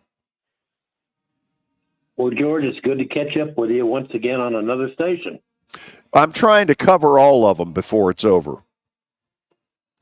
Well, I keep waiting for my weatherman radio to pipe up with you one day. Nice. Well put. So anyway, I grew up right outside Houston in the 60s and 70s. And the Oilers were always sloppy seconds to America's team. And they had their runs, with Earl Campbell and the Lovey Blue days. And then when they came up here, Jeff had herded them through all of those moves and everything. And they were somebody to really root for. I mean, it was just, they was kicking it and taking names. And they were all over this city They were a great PR firm without Bud knowing it. And I always talk about the guys like Eddie and so many of them, they'll always have a special place with all of us because, it was just that moment. But since then, they've let it go to seed for so long. Before Vrabel came along, I went in Kroger one day and somebody put up 2 tickets to a Titans home game with a note saying they couldn't bear to go. And this is back when they were, had years straight of 1-15, 2-14, whatever. And Vrabel, did give people something to rally around, except he killed everybody on the team, and they had to open their own emergency room for the players. And so now we've taken this great leap forward, supposedly. And I knew when you traded out 95% of the coaching staff and 2/3 of the players, that it was going to be, hit or miss. I expected it, but not as bad as this is. And I can't imagine that in the face of this, they want you to go downtown to Titan House and take out a second mortgage for tickets. I don't know what they're thinking. And on top of that, they're going to make $400 or $500 million as their cut of the TV money if nobody does anything. So it's, I pull for them because it's a local team. But this weekend, I was watching the Ravens game. I watched the Green Bay game. Quarterbacks would drop back, throw a pass, guy caught it, run for a touchdown. Marcus made 2 touchdowns with the Commanders. Listen, I think I know where you're going. Let me stop it here because we got a bunch of folks to try to get to. Thank you.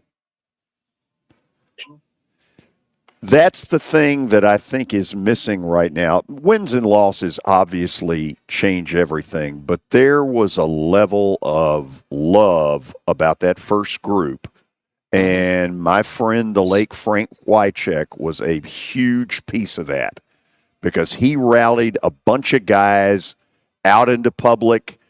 Everybody knew him, and that's simply gone.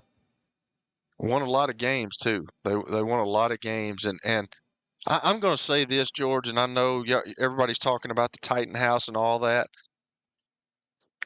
I've played and I've been in the meetings and I've been in stuff like that, and this is really bad probably for me to say, but organizations don't care. They want fans there, they want fan support, but it's a business. And they're in it to make money. And if they can get a new stadium, that's going to help them make more money. And I've told you before, when I was in NFLPA meetings, they would come in once or twice a year. But I've heard the guys sit up there and say, doesn't matter if we got fans in the stadium. As long as we got this TV contract, that's all we're worried about. And that's true.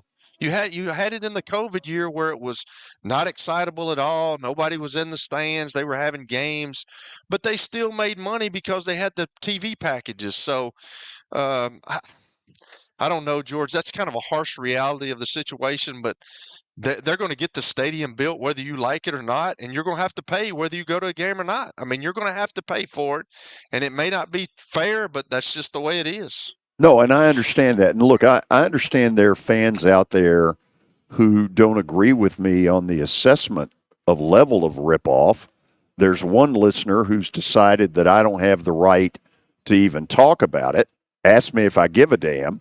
I'm going to continue to talk about it because what we've got is a president who was never here at the start, has no clue what the hell went on in this city, and has no clue or no care for the fact that people, in a lot of cases, put 25 years of hard-earned money up only to be flipped the middle finger by Burke Nihill.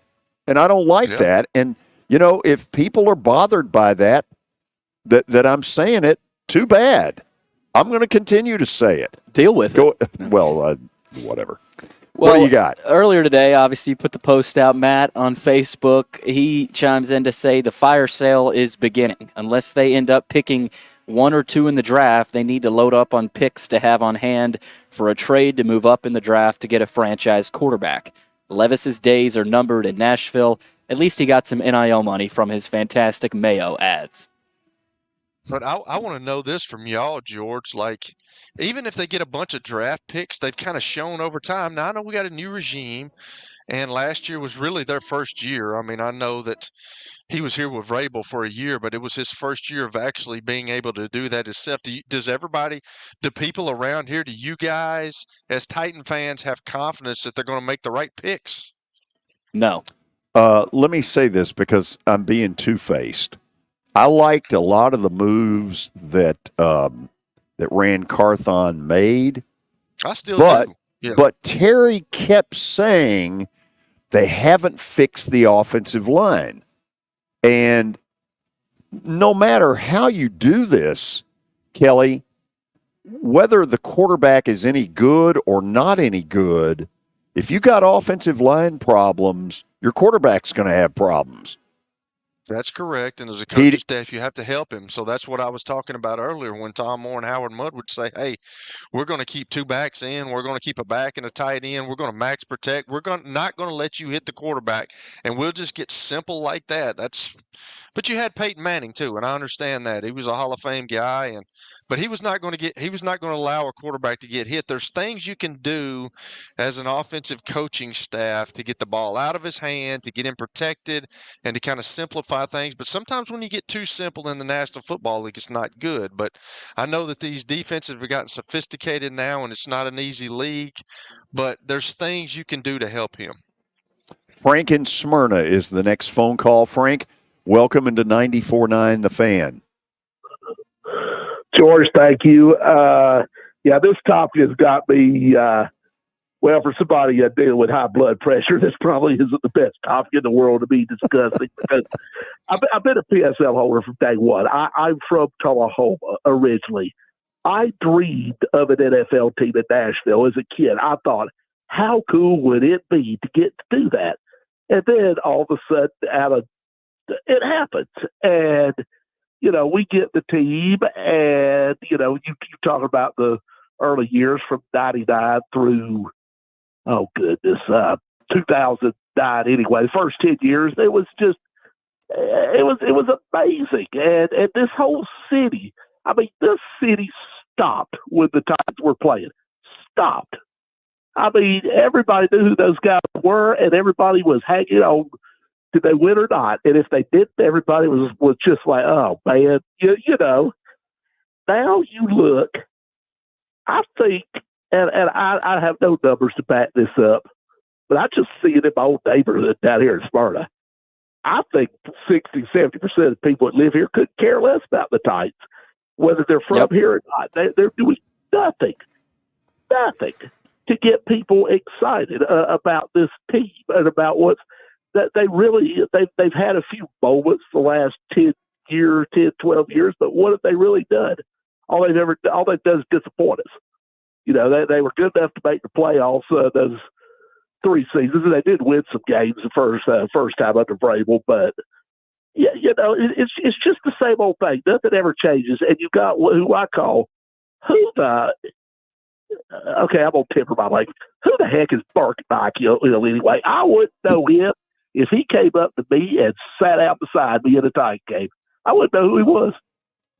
Well, he's the one who has flipped you the middle finger because he's the one who hatched this price thing and this whole Titan House ripoff that's going on. Now, don't get me wrong. If you're winning, you can probably get away with it. But when you're 1-5 and you're a dumpster fire, that's not good.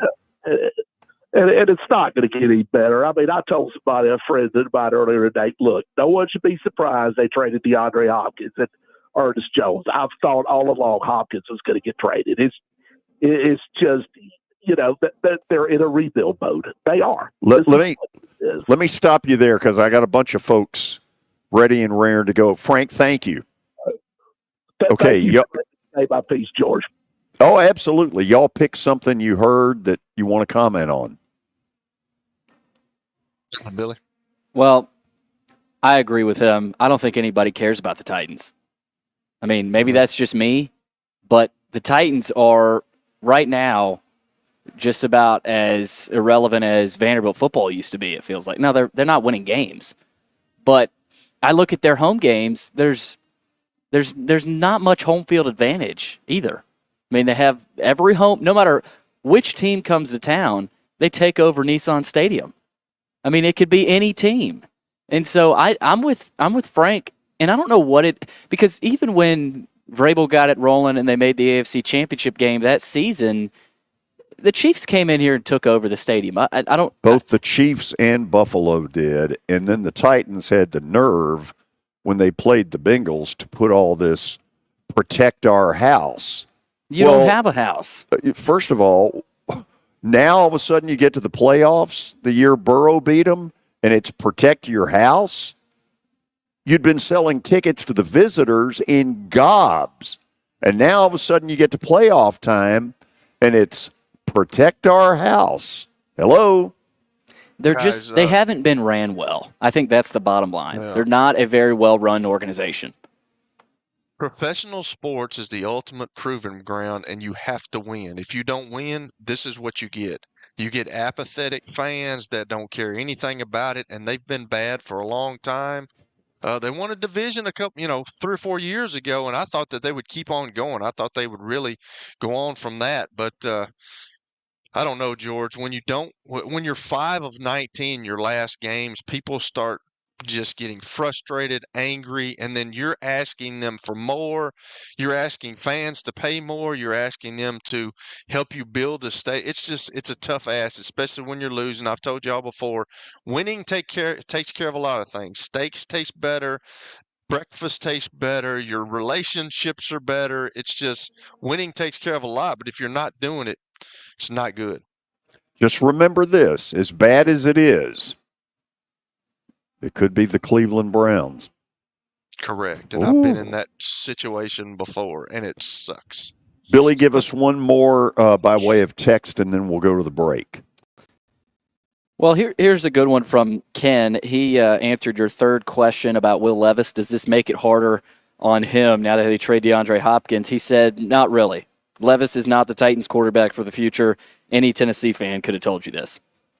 So he's pitching in the towel saying he's not even the guy anyway, so it doesn't matter. That's one of the things that really struck me in all of the responses today is I don't remember one person that stuck up for him to say, wait a minute, it's too early to throw him out with the bathwater. And that's alarming.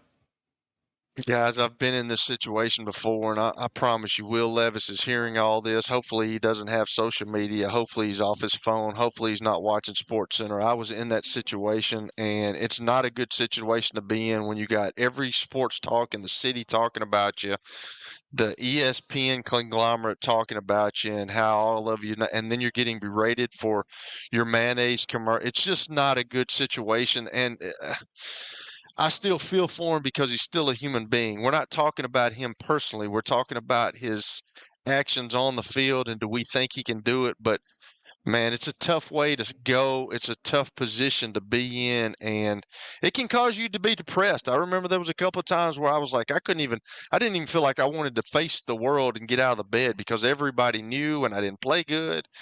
It's not fun, but you got to remember that he is still a human being, and it's not him. It's not against him personally. Have you had that thought about the show? Yes.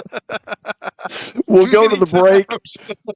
More reactions when we come back. This is 94.9 The Fan. It was the most horrible experience that any mother could ever go through. I knew that I needed to get help. My friend, she immediately said, you need to call Bart Durham. And you guys were there within an hour. You guys are like family for us. Yeah, sure is nice to connect with the people that you're doing your best to help. Venture Express has been helping people in this area for more than 40 years. They're headquartered in Murfreesboro with over 30 years of dedicated fleets involving production, manufacturing, and corrugated experiences. They're an asset-based company with over 700 tractors, 4,000 trailers, and 800 drivers. If you need their help, dial them up 615-793-9500 or log on to ventureexpress.com. As the trusted premier custom home builder in Middle Tennessee, Donnelly Timmons has over 20 years of experience in the industry. Whether you're looking to build your dream home or renovate your current home, their team will ensure that every client and every remodel is unique, luxurious, and completed on time within budget. Founders Dustin Timmons and Joey Donnelly have over 25 years of construction experience in the Nashville area. Together, they have completed projects in Forest Hills, Oak Hill, Green Hills, Franklin, and Brentwood. Dustin and Joey believe that communication is the most important aspect of all construction projects. Therefore, they personally manage each project themselves and are involved in job site activities on a daily basis. Their commitment to quality and integrity has earned them an outstanding reputation among their clients. Contact them to set an appointment for a free consultation or to view some of their completed projects. Give them a call at 615-456-7983 or log on to DonnellyTimmons.com. For over 35 years, Wilson Bank & Trust has been committed to providing customized banking solutions to help individuals, families, and businesses in Tennessee achieve their goals. As your full-service community bank, we are proud to offer loans with competitive rates, local decision-making, and fast, friendly service from our experienced lenders. No matter where you are on your financial journey, Wilson Bank & Trust is ready to help you take the next step. Visit your nearest Wilson Bank & Trust office or online at wilsonbank.com to get started today. Member FDIC, Equal Housing Lender.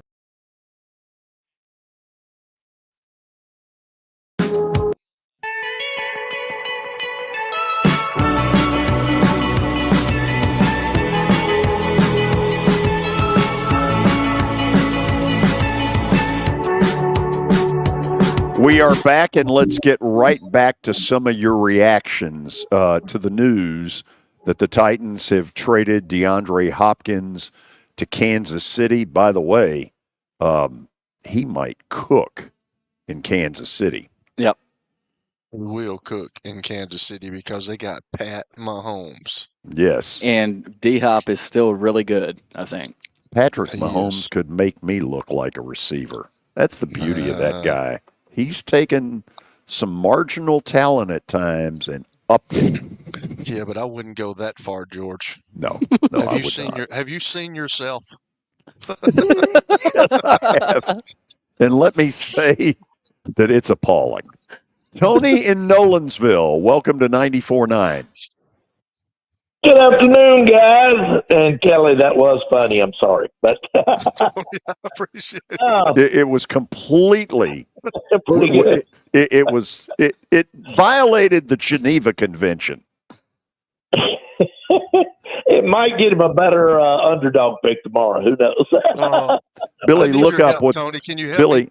Look up what the Geneva Convention is. Okay. Yeah, Billy, grow up. Hey, guys. Original season ticket holder, me, original PSL holder. Had them for 12 years. And be honest, just got tired of going, but enjoyed my 12 years I had them. And let's be honest here.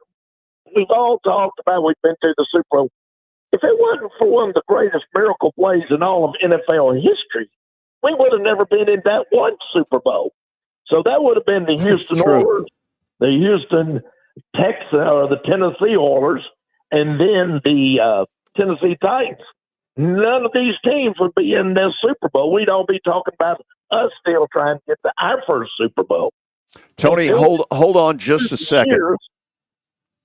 Hold on just a second. Billy looked up the Geneva Convention. For a younger audience, what is it? The Geneva Conventions are a series of international treaties that establish the rules for how civilians and soldiers should be treated during armed conflict. And certainly with Kelly, it feels like armed conflict. Go ahead, Tony. That was really not good of me to do that. It's getting borderline on it. It is. But guys, through the years, we had 3 or 4 teams, George and Kelly, that we were 13-3. AFC best regular season, home field advantage. We couldn't cash in on that. Just a few years ago, was it? We had the team that everybody was looking at going to get to the Super Bowl. Then didn't cash in. So you've got those factors of not being able to get back to the Super Bowl. Then you get general managers that are flopping on these draft picks they've had. And now, here in the last 3 or 4 years, we've got an offensive line that we couldn't put enough of Band-Aids on it to fix any of it. We draft a left tackle, move him to left guard. We draft a right tackle, made him a left tackle. And we can't fix, we got a right tackle making bets out in the parking lot. I mean, maybe they ought to go draft a left tackle, make him a right tackle. I mean, it's just chaos, and it's just all over. Everywhere somebody puts their fingerprint, it's a problem. It's a cut, and it's the fan base. Kelly, you alluded to it, is disgruntled. They're tired of the same old crap, and it's got that one. Kelly, I don't know if you might have been on some teams that use the offensive scheme, the blocking scheme called lookout, where on the snap all the defensive guys went right by the blockers, and they turn around and holler, look out. Well, that's what's happening to the offensive line. I mean, it's just, and now we're trading off A.J. Brown. Let him go. Going to let this Hopkins now go. Traylon Burks, they need to let him go anywhere he wants to. I don't think he can play a high school game right now. So, I mean, it's just a discombobulated debacle out there with the Tennessee Titans, and everybody is feeling a lot of the same way. I'm going to let you guys talk about it. Thanks for taking the call, George. Good luck. Thank you. The thing he brought up, the Titans draft picks over about the last 5-year period are pathetic. Yeah, they hadn't been good at all, man. It's just it's crazy, and they have not been able to. They thought they had it with Marcus Mariota, but if you think about it, George, who has replaced Steve McNair? Kerry Collins, probably the best one. He probably was. I mean, if you think about it, probably was. Yeah.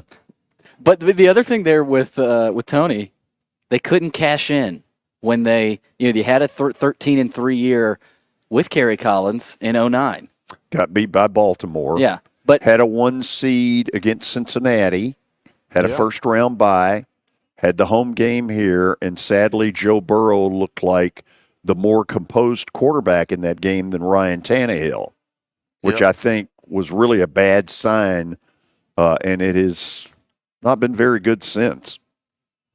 Every big moment, when the moment got a little bigger, they could never get past it.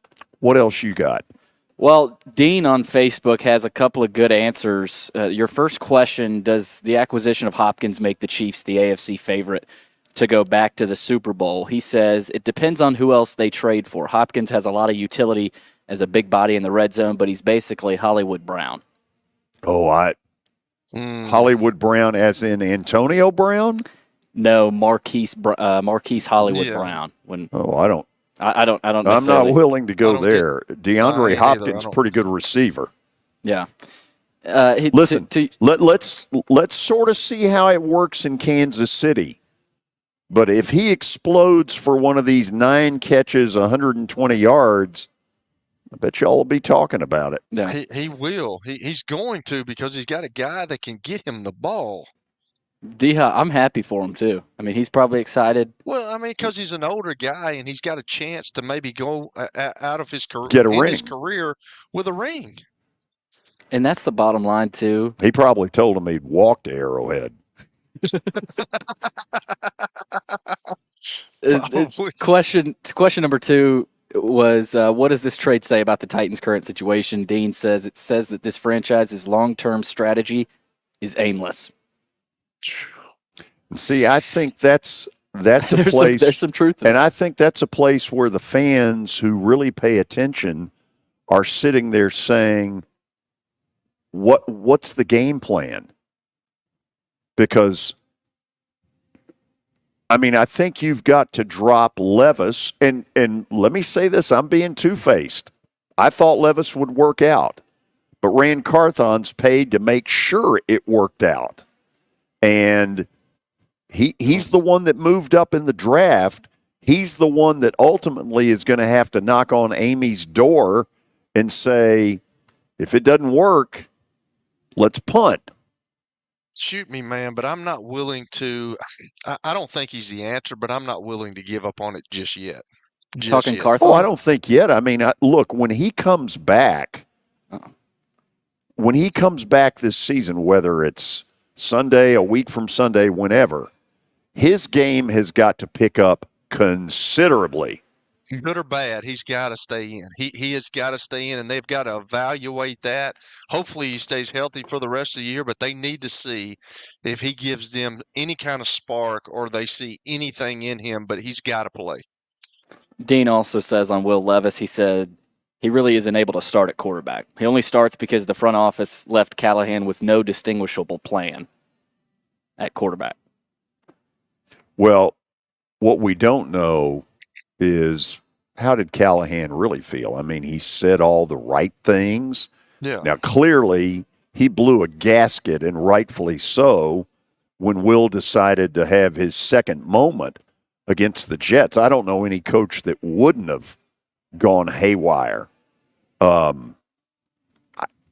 this point, we're all looking around going, how does this get any better? That's Kelly, that's the bad situation about being a coach, George, because sometimes you get put in positions that you have to just deal with it because that's what the front office and that's what the owners want, and it may not be the best choice for you, but you have to suck in your ego and say, hey, I got to be able to coach this guy because that's what they want. It might not have been his deal, but he wanted to be a first-time head coach, and I don't know if he thought that he had a guy or he thought he could mold him into something that he wanted, but he's got here and he's like, oh, I don't know if I can with this guy, but he's being pressured into, we got to find out, and hopefully he can stay around. But, that I've told y'all that before. That's his excuse. I didn't draft him. You wanted me to make him out of something, and I'm not sure that I can, so are you going to fire me or are you going to let me try to go and get my guy? Okay, we're going to go to the break. And then we'll get into Plaster Bet of the Day, which in the last week has also been a dumpster fire. Stay tuned. This is 94.9 The Fan. Star Physical Therapy was established in 1997 with one great mission: to serve. If you're hurting, don't wait to receive physical therapy. You don't need a referral to see their physical therapist, and early morning and evening appointments are available.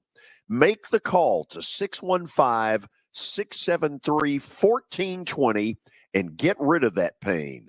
Star Physical Therapy, the official health provider of Football Friday. As you might be able to tell, my buddy Stan Harrison, he's an Alabama Crimson Tide fan, but he's actually here to talk about Apple Collision Centers. Hello, Middle Tennessee. I'm Stan Harrison, CEO of Apple Collision Centers, and we understand the stress it causes in having an automobile accident. We can help you ease the stress of the auto body repair process at our 3 locations. We're conveniently located in Old Hickory, Hendersonville, and Gallatin. We've got rental cars available, we have PDR technicians available, and we have windshield technicians available. Please stop by one of our places and see us if you need our services. And by the way, when you come in his office, this just in, he's a sports fan. 4-9 The Fan.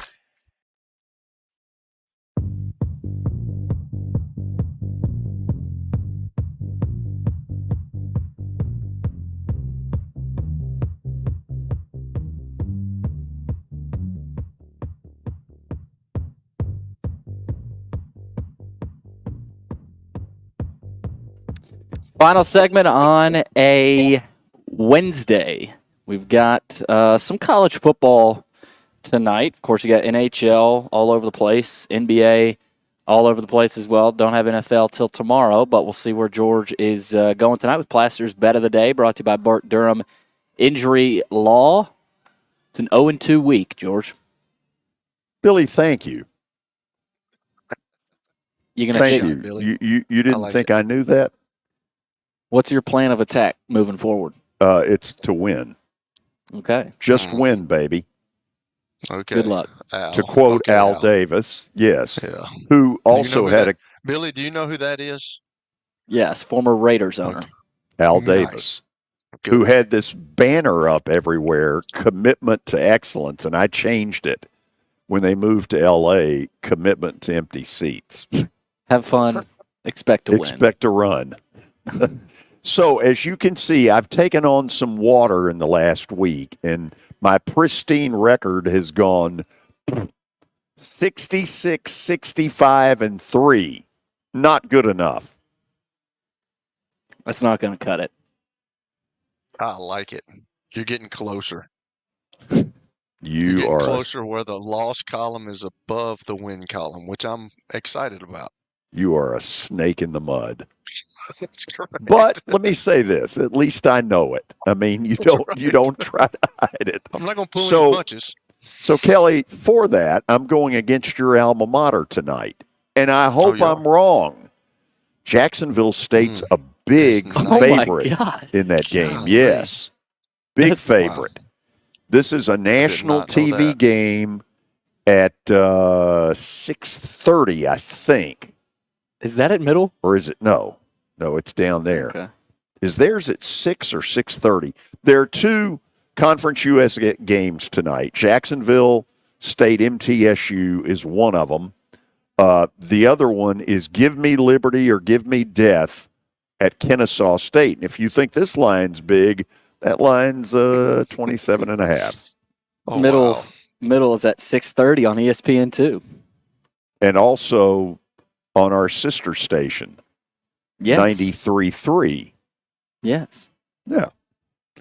Tomorrow on the show, Danny Evans will join us. We'll talk a great World Series, but also in the backdrop of it, a really sad piece of news involving the death of Fernando Valenzuela, the Dodger legend of the early 80s. This was a shock. Only 63 years old. We'll also do underdog picks where only one of the three of us is happy. Oh, gosh, save it. You got 1 point. Yeah, you got 1 point, George. That's not true. Well, 2.5. Okay. It's 4.5. Whatever. Whatever. See, whatever. The two of you are pathetic. Hey, and there's I no go back to congratulations. George, I want to go back to this Geneva Convention deal. Do you think Yeah. Billy would be a good soldier? No, I do not. I do not. But I've got 20 seconds. I have a hard out today. And in radio terms, that means in 15 seconds, I've got to tell Kelly to don't let it hit you where the sun doesn't shine. I've been trying to get off here for 30 minutes. Billy, on your end, behave. See you tomorrow. This is 94.9, The Fan.